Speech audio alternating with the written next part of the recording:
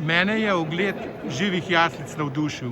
Kako ste to pripravljali, da so tako lepo urejene in svetopisemske zgodbe tako lepo predstavljene? Glede, najprej naj se predstavim, Janez Jordan iz magičnega gledališča Serpentes. Mi skrbimo oziroma ustvarjamo jaslice v Postojnski jami. Naša letošnja intenca oziroma želja, poslanstvo teh jaslic je bila, da poudarimo, da ima lepota zdravilno moč. Mi smo ta čudoviti podzemni svet, ki je v bistvu prvotni uprizoritveni prostor. Mislim, da je to najstarejši človeški prostor, kjer se človek od začetka že obredno obnaša, imaginira, razvija svojo domišljijo. Mi smo za ta svečani praznični čas Postojnsko jamo odeli oziroma preobrazili v naravno katedralo in jo odeli v raznobarvno svetlobo simbolnih gotskih vitražev.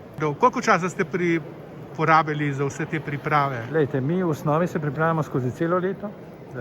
Morate vedeti, da je naša ekipa izredno raznovrstna.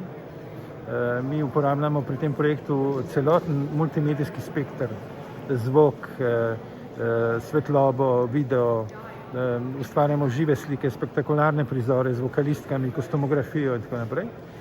S tem, da smo drugi del decembra, na nek način postanemo jamski ljudje, preživimo večino svojega časa v podzemnem svetu, kjer pripravljamo ta zelo zahtevni, jaz mislim, da je skoraj nemogoče opisati stališče uprizoritve, koliko je to dela in kakšna je to monumentalna razsežnost prizorišča oziroma odra.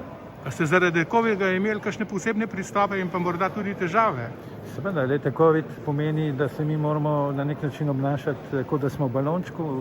Vzpostavili smo ogromno protokolov, tako da vsi, ki sodelujejo pri jaslicah, morajo imeti PCR pravilo, moramo se na poseben način obnašati, kar je zahtevno, ker je že sam jamski prostor zahteven. Ja, čestitam vam, ko ste tako lepo pripravili v teh izrednih razmerah.